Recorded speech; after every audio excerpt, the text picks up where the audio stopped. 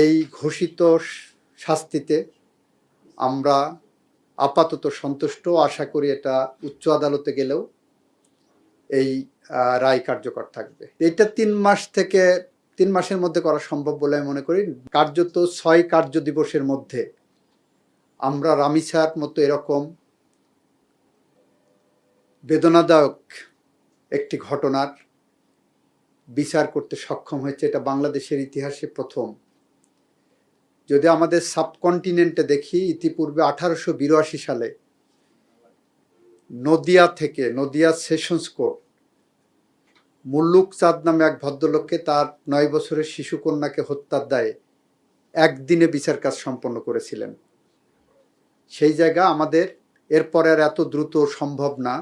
আমরা আইনের প্রত্যেকটা ধাপ পেরিয়ে আমরা 6 কার্য দিবসের মধ্যে বিচার প্রক্রিয়া সম্পন্ন করেছি এবং এই বিচারে এই ঘোষিত শাস্তিতে আমরা আপাতত সন্তুষ্ট। আশা করি এটা উচ্চ আদালতে গেলেও এই রায় কার্যকর থাকবে। আমাদের আইনি বাধ্যবাধকতা আছে যে 7 দিনের মধ্যে এই ফাইল চলে যাবে ডেথ রেফারেন্স কনফার্মেশনের জন্য হাইকোর্ট ডিভিশনে।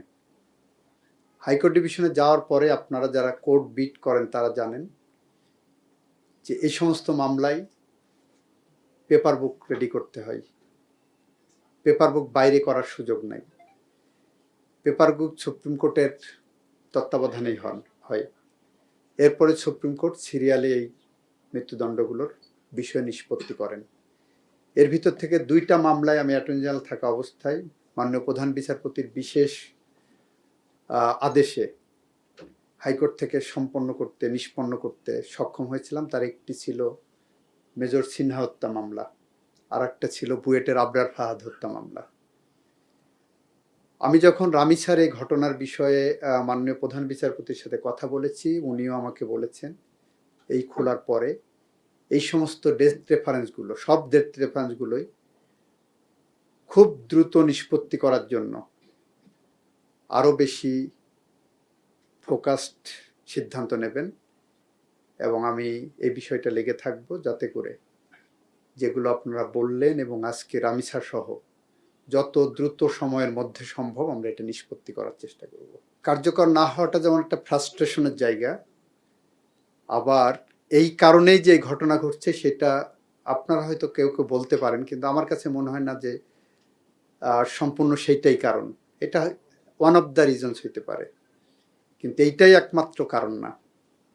এটা আমাদের সোশ্যাল কনটেক্সট সহ মানুষের যে কি বলে, ধরেন সোহেলের কথা যেটা ধরছি, এই যে রামিসা হত্যাকাণ্ড, এরা তো মানসিকভাবে অপরাধী। কত বড় ক্রিমিনাল চিন্তা করেন, এরকম একটা ঘটনা ঘটিয়ে 164 করেছেন।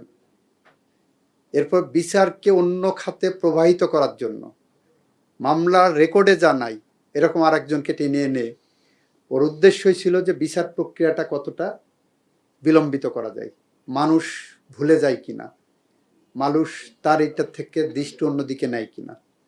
কিন্তু আমরা আমাদের বিচার প্রক্রিয়ায় যেমন ফোকাস ছিলাম, আমাদের সামনে যা কিছু ম্যাটেরিয়াল ছিল আমরা সেইগুলো সামনে নিয়ে চলে গেছি। উচ্চ আদালত মানে হাইকোর্ট ডিভিশনে এটা শুনানি হবে। হাইকোর্ট ডিভিশনে সেখানেও ধরেন স্টেট ডিফেন্স লয়ার দিতে হবে যদি সে না দেয়। তারপর শুনানির পরে সেখানে যা রায় হয়, যদি এটা বহাল থাকে, তার এগেনস্ট আবার আপিল বিভাগে যদি তারা যেতে চায় একটা নির্ধারিত সময় থাকে। যদি সেখানে সে আপিল বিভাগে না যায় তাহলে হাইকোর্ট বিভাগের রায় চূড়ান্ত।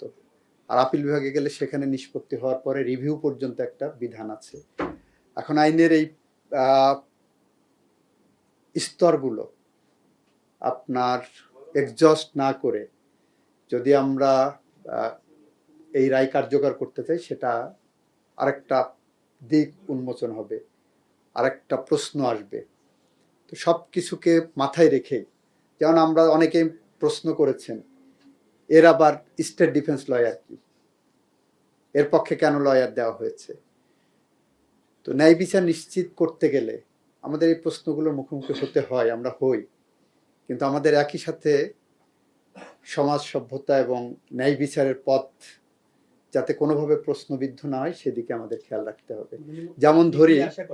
যেমন ধরেন আমি যদি এইভাবে ধরি, এই ঘটনাটা যদি যে আদালত রায় দিলেন সে আদালতের সামনেই ঘটতো, তাহলে উনি ফাঁসি দিতে পারতেন না, যদি না এই যে প্রক্রিয়াগুলো আইনে প্রেসক্রাইব করা আছে আমাদের যুগ যুগ ধরে, এটা ইন্টারন্যাশনালি রিকগনাইজড এগুলো প্রক্রিয়াগুলো, সেই ক্ষেত্রে আমরা প্রশ্নবোধক চিহ্নের মধ্যে পড়ে যেতাম।